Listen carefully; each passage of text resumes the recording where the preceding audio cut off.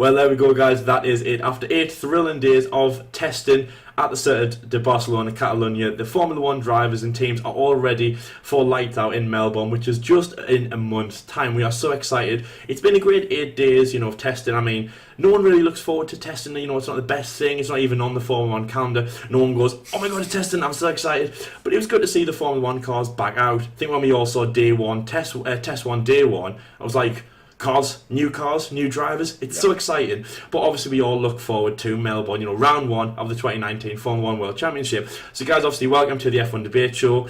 If you are new to the channel, obviously welcome. We hope you enjoy this episode. Obviously we've got loads more to come. Obviously some big news coming up. Obviously make sure to like the episode and subscribe. Comment below, obviously, with all the stuff that we say in this episode. We are going to be talking about testing, what we learned in these 8 days, obviously these thrilling 8 days of crashing, blow-ups, barriers, and just everything, that when these Formula 1 cars are getting tested, everything that we have wanted, what we don't want to see and what we do want to see from the cars, obviously, before they hit the circuit down under in a month. But just before we get on to testing, me and Jordan, who's on the other screen, we have some big news to tell you about. Now, obviously, we love seeing big news. We always kind of hype it up as well, like when you watch our other videos as well. Like we made a video last year called "We Are Going to the 2017 Italian Grand Prix." We were so excited to make that episode. I mean, I don't even think I kept a straight face, through it. It was so like, exciting. Oh my god, we've got some big news, and we need to tell you about it. And this is quite similar to that, but a little bit different. So I'm going to say these words to you guys. Are you ready? This isn't the 2019 Austrian Grand Prix review. Oh my god, no way. Not this again. As I just said there, guys, obviously, yes, our news is that we are going to Silverstone, the 2019 British Grand Prix. This will be our 3rd race that we've gone to as part of the F1 Debate Show franchise, which also means one thing, and do you know what that is, Jordan? Or JT, as I'm going to lead it to my next thing. I hope it's not going to be another British week. No, it might be. I think it's looking like that. No, it's. Oh god. I mean, okay. Well, firstly, guys, if you want to go and check out F1, I would British highly Ring, recommend not to do so. We tried. Yeah, I was gonna say I wouldn't, but we try to do videos every day at Silverstone. It was really. It was ambitious. Don't get me wrong. I thought the idea was brilliant at the time, but we were very new to this, and I think we in our heads it was like it's going to be a lot easier than what it actually is, and then we did it. And we were like, no, this isn't nowhere near what we thought it was going to be. But at least we tried, I suppose. People out there will be like, nah, I'm not doing it. We tried. Yeah, we had a go. Definitely, yeah. Well, definitely. So obviously, we'll give you more information as it comes. But obviously, we are going, for the full 3 days. Grandstand seats. We are going to be vlogging it as well, obviously. So make sure you stay tuned on our channel. Also, please go and check out our other vlogs that we've done. Obviously, there is a dedicated playlist for that. Obviously, we'll put in our most recent ones, which were Italy, day 1, 2, and 3, including our 2016 Silverstone one. It's a bit short. We are going to capitalise on that. Obviously, the plan is this time we're going to make a 3-day one, like we did in Monza. So obviously, please go and check out all of our vlogs. Really proud of that. And obviously we're going to try and record while we are there. Obviously it is, we've still got a few months to go, but we'll see what comes. But obviously we wanted to say this news, because it's just really exciting. We only got it booked a few days ago, and we can't wait to go. I mean, Jordan, it's the 3rd race that we are going to. Well, 3 years on the bounce, 3 races, or a race every year, I should have said. Are you excited to go back to Silverstone, the home of very F1? Excited. I mean, for us British fans, it's like a festival. Like, probably one of the biggest music festivals here is like Glastonbury. I would probably say that like the British Grand Prix for us is even bigger than that, in my opinion, anyways. Maybe because I'm a Formula 1 fan, but it is like a pure festival. Like, obviously me and Lara, we aren't like festival goers, so like going to Silverstone is like our own 3-day festival as well. So no, super excited to actually go back to Silverstone. We're going. I think where we're going is a village where we sit. Village. So yeah.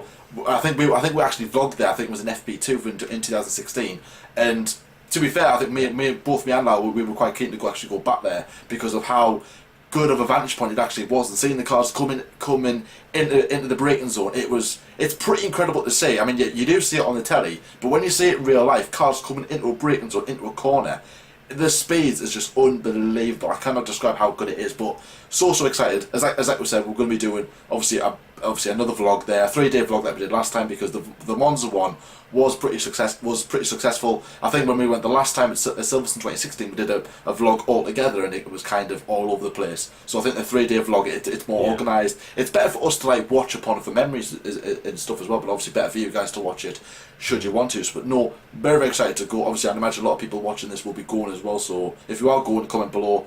And yeah, obviously stay tuned with our social medias, obviously below us right on the screen. Pinpoint where we are, or a certain location, because we have got some big things coming in terms of the British Grand Prix. So yeah, super excited, can't wait. Yeah, definitely. I mean, yeah, John, it's going to be incredible. So as John just said, make sure you let us know where you are. We'll be posting. Not the exact seat. We don't say like stalkers. We don't go, okay, look, here's Bradley at grandstand seat A block, whatever.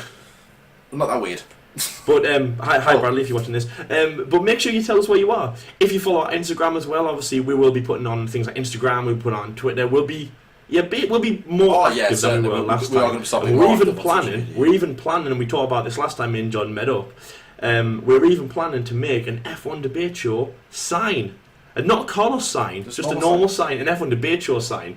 Telling everyone where we are, and come say hi. Say hi. We're hoping to record, but yeah, big plans, few months away. But yeah, we're really excited to tell you guys. Anyway, yes, obviously that is Britain out the way with. Really, really big plans for that. And obviously the title of this episode, and obviously what we're going to be talking about, is the 8 days of winter testing. Obviously they were done at the Circuit de Barcelona, Catalonia. Now, in our last episode, which was episode 104 or 5, I don't know, the last episode, we talked about week 1, or the first 4 days of winter testing, which obviously happened last week.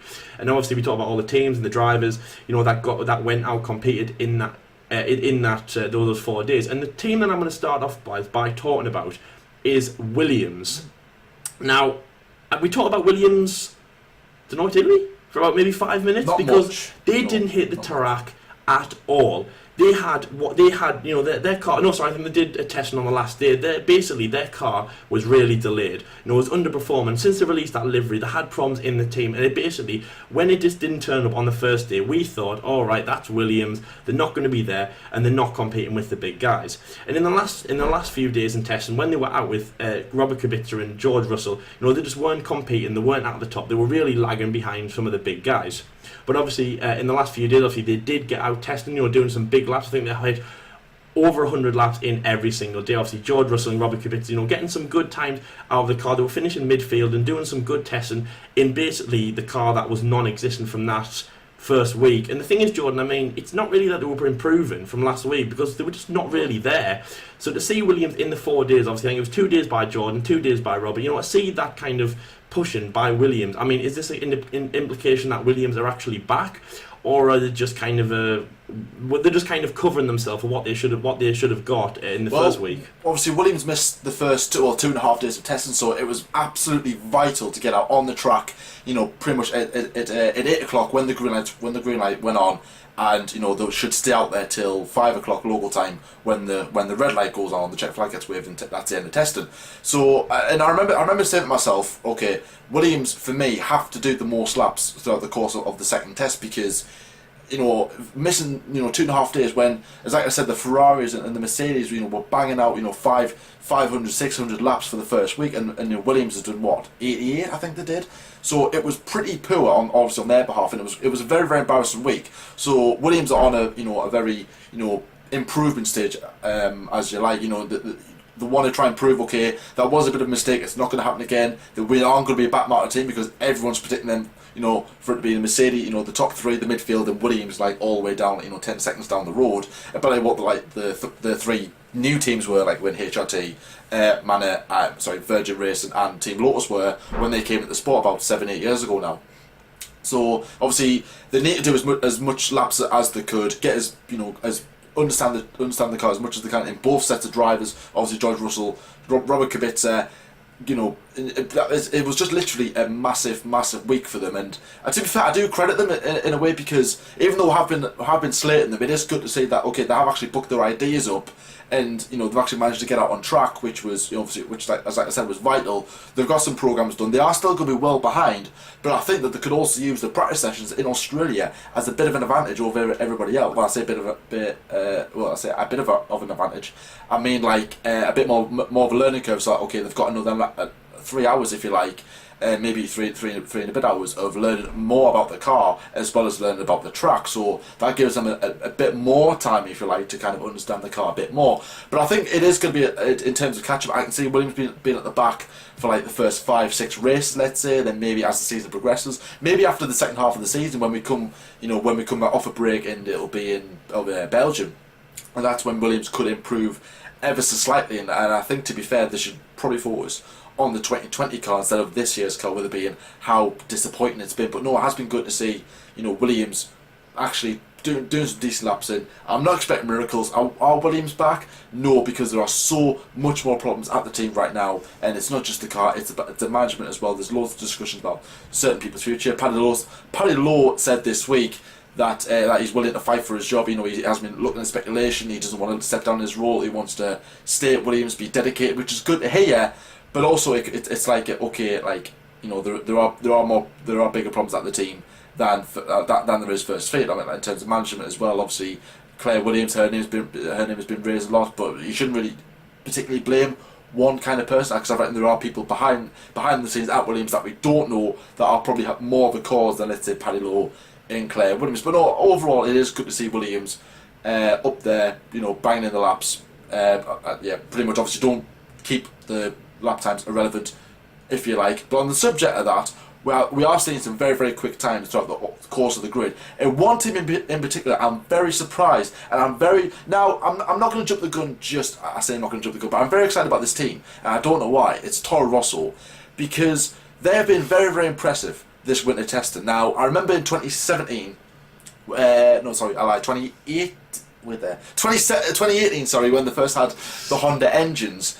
And it was like everyone was like looking at Toro Rosso, going, oh god, look how bad Honda was last season. And then obviously McLaren was like, nah, Honda's gonna fail with Toro Rosso, they're a bad thing, and blah blah blah. And then they go out and do the most laps that they've ever done since they came back into Formula One, and everyone's just like jaw dropping, going, wow, Honda got some serious pace. Couple of the races, it was okay at times. Obviously, Japan 2018 was a very, very impressive result for Toro Rosso and the Honda team. Now going to Red Bull as well, but mostly on the Toro Rosso side, because they don't have as much investment as Red Bull, or even as much investment as the other team. So it is good to see that they are banging in some really, really good laps. I do want to see not only Toro Rosso do well, but Danny Kivat do well as well, because a lot of people have slated him, even we have as well, in a way where, okay, Daniel, the torpedo, if you like, crashing all the time, the new Maldonado, whatever. So it is nice to see that Danny Kivat inconsistent. He's banging some decent laps in as well, as is Albon, because we all predicted when we made our predictions video,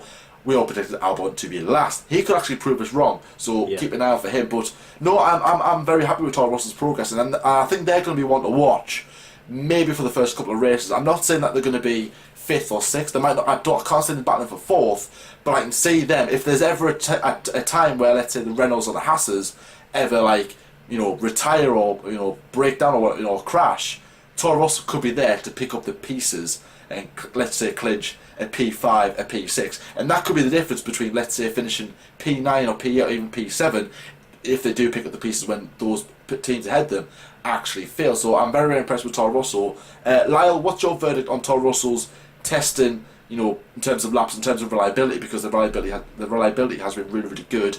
And obviously Danny Kivat's status, and as not only that, but Alexander Albon's status as well. So what's your opinions on them? Yeah.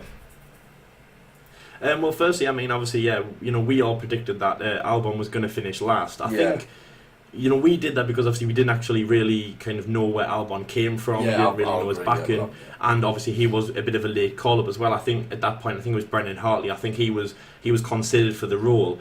And again, obviously, there's still a bit, was Danny going to return? Also on him, on Danny Kvyat, John, I like Danny Kvyat. I thought he was really good. Alex Zaffro, who we did our video with, episode 101, he actually said it was his favourite driver. We were like, what? Yeah. There's a lot of people that actually do like Danny Kvyat. It was like their favourite driver. And I was like, alright, okay, wow. It's a bit different. to be honest, that is good from him. Okay, and the thing is with Danny is like, I mean, yeah, obviously Formula One, you know, it's not like a nice sport. You know, if you're not worthy, you get kicked out. And I don't think anyone's kind of thinking that, you know, Danny Kvyat, you know, he had to be replaced at some point. But obviously, as we know, for the trading places, I don't think that happened. That was a bit too harsh, especially actually last week when I mentioned about Pierre Gasly. You know, the team hasn't said anything, but it looks like Red Bull are a very kind of, you know, you have to perform now or never. And Max Verstappen is doing, you know, he's doing a good job, but Pierre Gasly could be in the hot seat. You know, a bit like Danny Kvyat. They haven't said that, but, you know, I'm just kind of getting that vibe off Red Bull that could happen. So to see him back, Jordan, I'm really excited to see Danny Kvyat back. You know, a lot of people do like him as well. You know, they want a bit of a kind of a redemption kind of thing from him to see him do well this year. The Toro Rosso's doing really well, and I'll tell you what, I don't know about the race, what I really liked from Toro Rosso last year was their qualifying pace. They were making regular appearances in Q3, especially Pierre Gasly, obviously, who was the guy who got promoted to Red Bull. I think it was Hungary 2018, which is in the wet. They both were in Q3, doing a really good job, obviously, in the USA as well. They did really well in qualifying. Race is just average, but qualifying, I'm definitely seeing that. The times as well is pretty good. Reliability is really there as well. Obviously, that's definitely what they need in terms of race. But that's what I'm seeing from them. You know, doing quite well in qualifying this year coming in. Yeah. You know, strong off the mark. Honda, you know, good power as well. I think with Red Bull kind of giving them the tick and saying, right, well, you've done your job as a kind of our junior team, you know, it says Honda good, you know, you've done your job, you've done a good job with them, for them using Honda. I don't know, maybe it's given Toro Rosso a bit more of kind of like a boost, you know, I think, well, if they're using it, we're going to use it. A bit like, you know, like when you're doing a bit like when you have homework at school and you ask your friend, like, you're like, oh my God, I haven't done it. But then you ask your friend, has he done it? And he says, no, you feel a bit better in yourself because then you've both not done it. Maybe it's a bit like that, you know, they're both sharing Honda. And maybe Toro Rosso are going to feel a bit better about it. But, you know, I'm liking what I'm seeing from Toro Rosso. Definitely Jordan. Danny Kvyat, you know, definitely getting into Formula 1 is great for him. You know, he's got a big image as well. Maybe that's actually helped by the way that he's being treated by Red Bull. But he's a great guy to have around the paddock.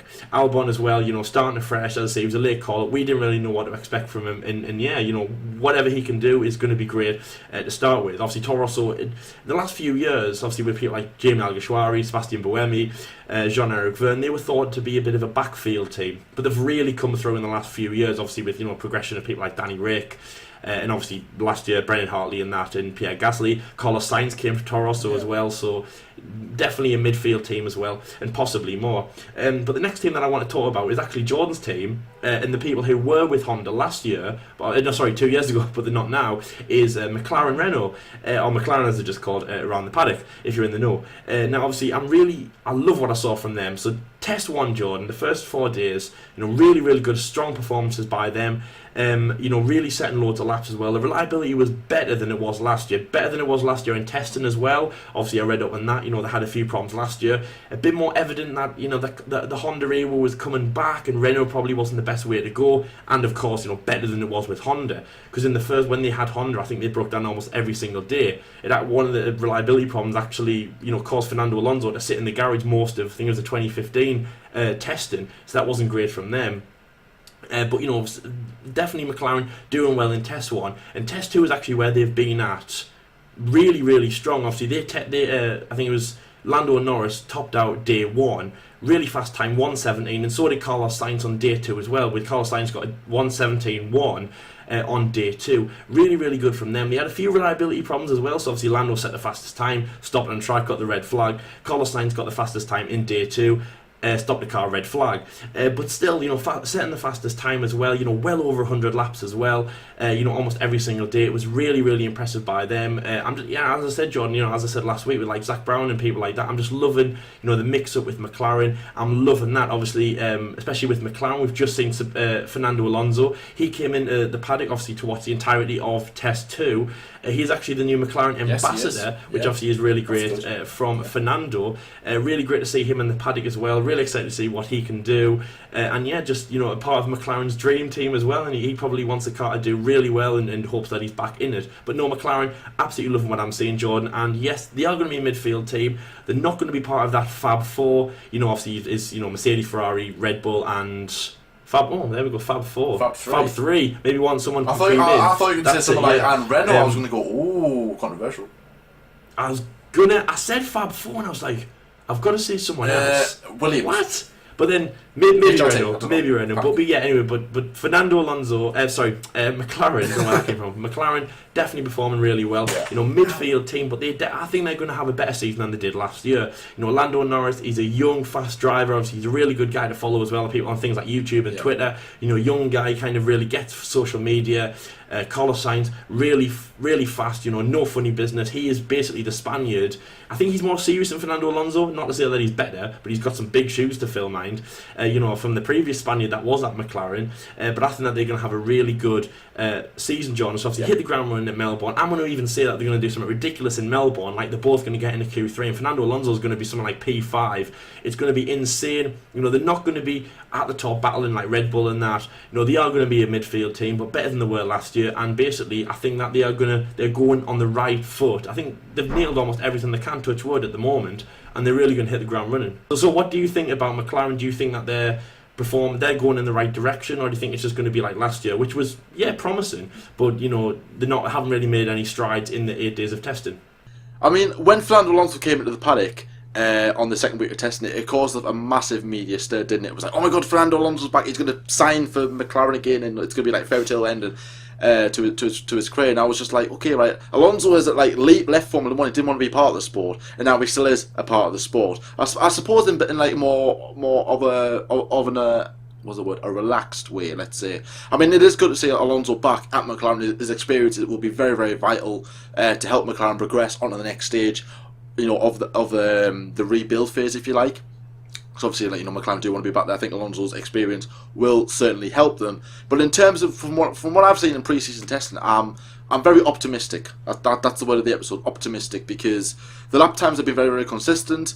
The lap counter has been very, very consistent, shall I say? And obviously, yes, I am impressed that both Carlos Sainz and Lando Norris have at least topped the timesheets. I think the first 2 days of testing, they both came second, and then obviously on the first 2 days of the second test, they both topped the timesheets, which I'm very, very impressed. And I think Lando Norris did his on the C4 tyres, which is the second softest compound available to the drivers. Which I was like, oh, that's even better. And at the time it was a 1:17.0, which at the time was the fastest time of testing, which I was very, very impressed about. And I was obviously, I know you shouldn't really read that much too much into the times, but at the same time, I even put this on Twitter. I was like, yes, I know times are somewhat irrelevant, but let me grasp in the glory that McLaren are on top of a leaderboard of something. Like, it was good when Alonso was on, was it 2017, I think it was, when he topped FP1 in Silverstone, or Q1 in Silverstone. It might have been, I think it... Yeah, that was Q1, John. Yeah, because I was actually yeah, there. You were, yeah. That was absolutely insane. So that was good to see, and obviously I was basking that in, and now I'm like, okay, now not only one driver, but both drivers have topped the timesheet, so I'm very, very impressed with that. But I mean, now I know that I'm not going to get ahead of myself. I'm not going to say that McLaren's going to be winning races left, right, and centre. But what I'm going to say is that if McLaren do start the season well, I'm not going to be excited, because last season we did start the season well. I think Alonso scored in every single race up to Monaco, and then once Monaco came around, everything changed. The fortune changed. He wasn't consistent. He was getting DNFs, and by the second half of the season, we had probably, let's say, in my opinion, the 5th or 4th fastest car on the grid. And then all of a sudden we had probably the 9th slowest car on the grid. You know what I mean? I think only the Williams was slower than us last season, which I was embarrassed about as a McLaren fan. So I'm not going to get ahead of myself. Now, McLaren fans out there, or any F1 fans out there, just don't jump to the conclusion if McLaren start all of a sudden winning, not winning, but let's say scoring consistent points. If both drivers are scoring consistent points in the first couple of races, I might shed a smile. Okay, that's better than last season. But if the form doesn't continue, then I'm going to be going, well, like, what else can we do? It is a big season for McLaren, but at the same time, we could also be looking at 2021 when the engine regulations change again. So that could be something to look out for. McLaren could be looking for then, and then we could be we could be the Mercedes of when 2013. Okay, Mercedes were good, but then 2014 they got it spot on because they'd been working 2 or 3 years on these developments. And I hope that Renault and McLaren are working very closely together to be able to get it right, and then hopefully have Renault and McLaren both battling at the top again, which I would be obviously. I have Ferrari in there as well. I mean, I'm not bothered about Red Bull, but I want it how to be. I want it how to be. Actually, I throw Red Bull in. Why not? But I want it how it used to be. To be honest, McLaren at the top, Ferrari at the top, Red Bull at the top, and then obviously getting a surprise podium here, and then that's how I want it to be. But yes, obviously McLaren, very very optimistic about them. But another team I want to talk about. Obviously, everyone's talking about them is obviously Mercedes. 5 times World Championships, both in drivers and constructors. Very, very impressive team. Obviously, absolute dominant force. But they've caused a bit of a media kind of stir, if you like, because the first test that they brought out are pretty much basic kind of the pretty much the car that they released when they released their livery and they did their shakedown at Silverstone. But come the second test, a totally different car was launched. This kind of like weird aero package with a new upgrade that they had brought, and literally everyone jumped to the bandwagon of, oh my god, they've seen how quick Mercedes are. How quick Ferraris are, and they're scared. Oh my god, like the car isn't quick. And I've been saying throughout the first test the car is quick, and now I'm saying again the car is even quicker than what it was last week. And I know this because obviously Mercedes had this planned of bringing the so-called aero package to the second test. And a lot of people have been speculating, as like I said before, or that they're worried about Ferrari's times, and I'm like, no, let's chill out for a bit, because from what they're bringing, obviously the brand new this nose end plate, what they brought as well, which looks a bit weird. I don't like it. They changed like how the nose looks. They've got a couple of aero things on the side. I'm not too clued up on aero. I'm trying to learn it a bit, but I'm not fully there yet. But there's new parts. Let's put it that way. There's new parts on the car. It looks a bit different than what it did in the first test, and and I think that Mercedes are looking. Even though they haven't really showed it, I would say that they are looking strong, and even stronger now that they're probably looking at the time score, and you know what, like these new parts from what they're saying, going, okay, compare them to like the old ones the old parts that we had. These new ones are making the car run even better, even smoother, possibly even faster. It might put it on the simulator. It's not going to be like an exact representation. However, it's probably like 98-99% accuracy on the simulator compared to what it is on the track. So I'm thinking that, in my opinion, that Mercedes they're not afraid, they're not worried, and I personally do believe that Mercedes are going to have a very quick car, and I think Ferrari have just a bit of a faster car, a bit of a faster car, because everybody's saying that Ferrari is like 10 seconds ahead of everybody else, and I'm like, no, they're not. Just chill. Just don't immediately just go like immediately on Twitter. Oh no, Ferrari's like 10 seconds faster. They're not. Just calm down. Exactly. So you can't really make decisions. Not after a testing, John. No. You've got to. In my opinion, you've got to probably wait. I mean, you can't really make definite decisions about anything through the season, but I guess you can start making I would say kind of decisions around maybe round 4. 5, I was going to say yes, probably about round 5 at the Spanish Grand Prix, because the first race I would say will be probably similar to what you've seen in testing, especially practice and qualifying, because they're still understanding the cars. Like they don't have as much testing time as what they used to do. They used to have 12 days of testing. Back in the day. Now it's just limited to 8 days. The 8 days testing without space of 2 weeks. And obviously the season's now closer this year. So obviously from the end of last season to the start of this season, it's like shortened by a week or shortened by a week and a half. So again, there's more pressure on the teams to like deliver the packages on time, and one in particular didn't, Williams, and obviously at least the 9 teams have done that, and so obviously there is a lot more pressure on the team. So when we do come to like Australia, then Bahrain, China, and then Azerbaijan, if whoever is leading by the end of that, they could generally have the faster car. But obviously throughout the course of the time, when developments come in, Mercedes might pick up the pace, because I can imagine if Ferrari win the first 4 races, let's say Vettel wins 3, Leclerc wins 1, and then Mercedes is second, everyone's going to go, well, Ferrari's won the championship. And it's like, well, no, because Mercedes are probably working on even better upgrades, and when it comes to Spain, Hamilton will probably go on a 10 race win and run. So don't jump the gun just yet. I think Mercedes are playing this quite smart. They're playing their cards very close to the chest this season. So I think they have something on their car that they don't want other teams to know about. And probably when they come to Melbourne, Hamilton will probably go a second faster than, let's say, Sebastian Vettel, and then we're all going to go, okay, so Ferrari fanboys, where are you at now? Come out from behind. So, Lyle, what do you expect from Mercedes this season? Are you believing what is on the timesheets where it's like, okay, they aren't as quick as what they were, or do you think this is genuine, pure, filthy sandbagging that they're doing, and that they do have probably the quickest car that we've ever seen in Formula One? What's your opinions? This is going to be a very, very quick car by Mercedes. Yeah, I believe it is. Yeah. I think, obviously, just before going to talk about Ferrari, I was just going to say, obviously, Mercedes, they always jump straight away, from testing. Obviously, as soon as they leave the garage in Brackley, what they've got is almost like an amazing car, and then obviously all they'll do is keep adding to it. And obviously the only way Ferrari are going to keep up this year is really they have to capitalise like mad, especially towards the second part of the season, because obviously remember last year, 2018, that's what we saw last year. We saw Ferrari, almost dominate the first part of the season, probably all the way up to even Silverstone, you could say. I mean, obviously, yes, Sebastian Vettel, was a great driver at the helm. Probably a little bit less skilled than Lewis Hamilton, but Ferrari had a better car. And then since the second part of the season, went on, or post Silverstone, if you want to say, the Ferrari started to fall off the pace of Mercedes, only because Mercedes they increased their lead on Ferrari. Ferrari didn't decrease, just Mercedes increased. And the reason I'd say that is because Mercedes, kept altering the car. They kept adding to it. And they kept on top of basically, working with the car and making sure that it's, on point. Which I don't think Ferrari did as much. So I've got to say, I think Mercedes they've nailed it now, and they're going to keep it up during the season. And that's really the only way Ferrari are going to keep up, is to keep capitalising on that and working on it and improving the car like Mercedes are going to.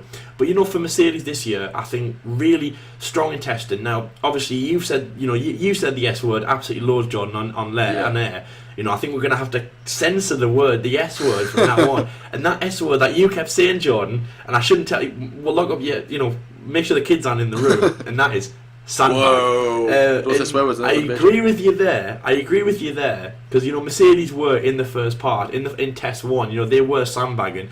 They weren't letting. To be honest, I actually don't even understand that word fully. I think what the hell, but obviously they weren't really. It's just basically full attention. Sandbagging. Well, basically it's like a car not showing its true pace, because obviously, let's say if you have sandbags on the car, if the car's going to go slower, and obviously you take the sandbags off, it can go faster. So it's just genuinely like that. Mercedes aren't showing their true pace. That's what, or anyone. Yeah. So when you hear Ferrari sandbagging, that pretty much means that Ferrari aren't going as quick as what they can.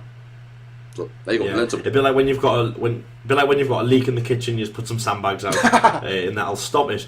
But yes, Mercedes in the first test, sandbagging.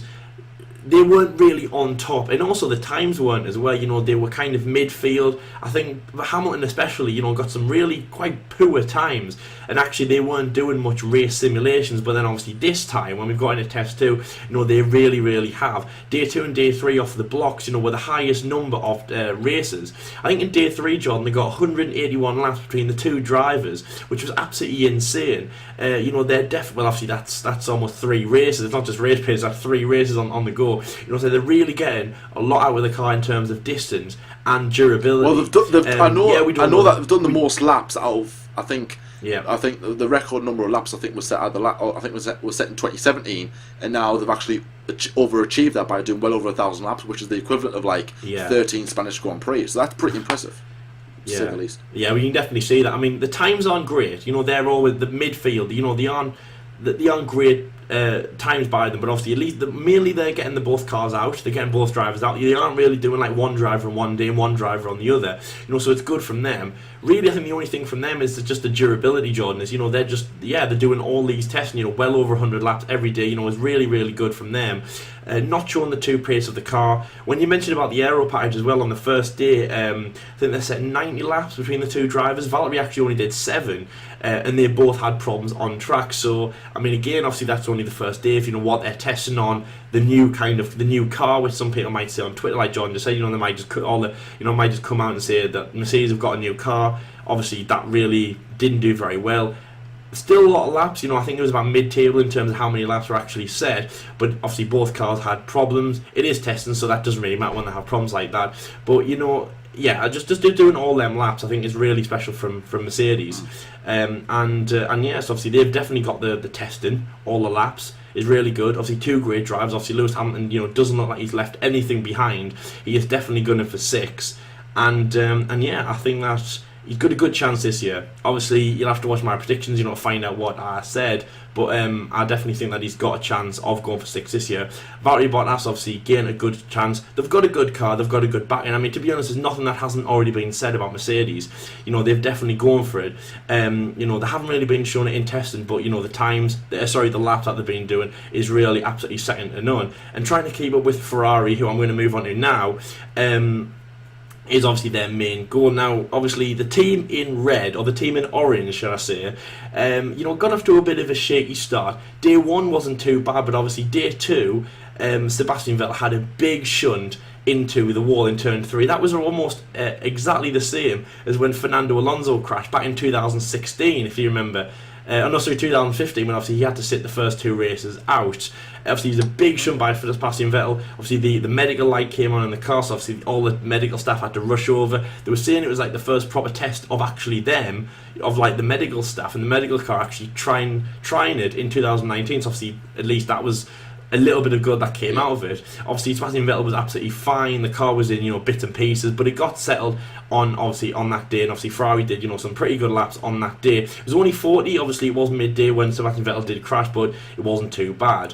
Obviously, day 3 was set by Charles Leclerc. He set the fastest time of a 1:16.2. And that was that almost the same as the pole position time of last year at the Spanish Grand Prix. 10th difference, I think it was, I believe. Roughly, yeah. I think it was 16-1. I think pole position time. At this time, yeah, it was absolutely, at this point of the season, when we're not even in the season, it's just really insane, especially from Charles Leclerc. So that was really good from them. They're not setting the most laps. In terms of durability, obviously Mercedes, of course, are doing about 10 times as laps as many as Ferrari, but I'm liking what I'm seeing from them. Not many reliability problems. Obviously, I think they had a few in test 1. Obviously, Sebastian Vettel's crash, Charles Leclerc stopped on track. I believe it was on day 3, actually after he set the fastest time. So obviously, the 2 McLaren boys did it on the 2 days before that. Obviously, first set the fastest time, then stopped on track and brought out the red flag. But still, Ferrari, doing a good performance. And I just keep thinking, Charles Leclerc, he's obviously a new guy, like Max Verstappen, but unlike Max Verstappen, obviously he's come in, at the start of the season, unlike, after round 5. And I'm just really excited to see what he can bring, Jordan, because, races, race wins, it's good for Charles. And has this changed your mind about what he can do this year, after watching these 4 days, and obviously 8 days overall, and then obviously Sebastian Vettel, how do you think he's going to get that car to challenge Lewis Hamilton and Mercedes? Well, it's going to be a very critical year. I wouldn't more so on Sebastian Vettel than it is for Charles Leclerc. But obviously, just talking about Charles Leclerc there, yes, he has been quite impressive in testing. I will say this beforehand, that at least all the teams have encountered at least one problem throughout the course of testing. So it's not like one team in particular, like for example when we've seen like Honda and McLaren just constantly fail all the time. We're not like pointing at them. At least like one. At least like all the teams have had one problem, which is good. And obviously Leclerc has been like, obviously he hasn't gotten away with anything. When Vettel had that shunt, I think Leclerc had 5. I think he actually did 1 lap on day 2, I think it was. So obviously very, very impressive stuff there from Charles Leclerc. Hard day's graft. 1 installation lap at the end of testing, very, very impressive. But obviously good from Ferrari's mechanics of getting the car out for Charles Leclerc's run. But in terms of, obviously, you've got to take testing with a pinch of salt, because you can't really predict how Charles Leclerc is going to do, because he might do really well in testing, but obviously he's got no pressure in testing. He's just got to just drive the car. Obviously not as fast as he can, but as consistent as he can, and he can do that with Formula 1 drivers could do that with their eyes closed. So there is no pressure on that side of things. So we've got to see probably in qualifying when it actually really matters, because in the practice sessions you're just setting up the car for qualifying, and then come to qualifying, that's when it really matters. Okay, where's it going to start? Where's he going to start on the grid? And then the race is going to be even more pressure, because that's where points can be won and lost. That's where the championship could be won and lost. Because let's say Ferrari lose out the championship on 1 point, and let's say Leclerc finishes 8th, let's say, and he was like a couple of tenths away from finishing P7, and then that's where you could go, okay, those critical moments, not only qualifying for starting so low, but maybe getting the strategy wrong in the race, or maybe not looking after the car in the race, could also hinder the championship for not only for himself but for his team Ferrari.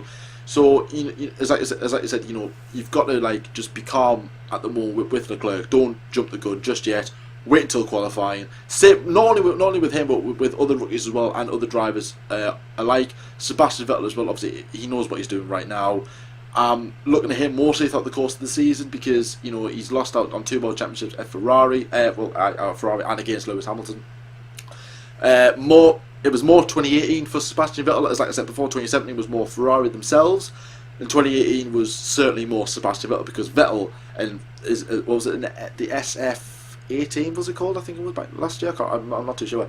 Something like that. His car, anyways, obviously was, my opinion, was the quickest car. I mean, for example, I always reference the Belgian Grand Prix. How quick was that car then? Wowzers!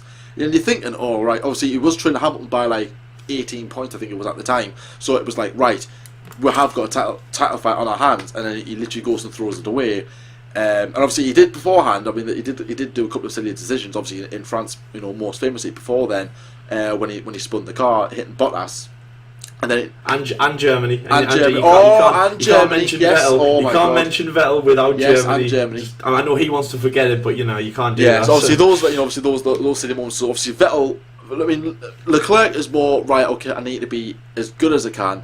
Vettel needs to be okay. I need to be as consistent as I can. You can't keep making these silly mistakes because Hamilton is, for me, the most consistent driver on the grid. He's definitely the best driver on the grid. Don't go in the comments, oh, he's a Hamilton fanboy, because I'm not. It's a silly reference to make. He said it. If you're going to go on the comment section, guys, he said it, not me. Exactly. Don't do that. I mean, I might, but you'll have to. Don't do that because I think I'm getting sick of seeing people on Twitter going, oh, look at a Hamilton fanboy because Hamilton's doing really well in this. Oh, blah blah blah blah. It's like, shut up, get a life, get on with it. So. Well, the thing is, Jordan. The thing is, people saying that about him. He's a 6-time world champion. No, he's not. He's not. Don't. Damn.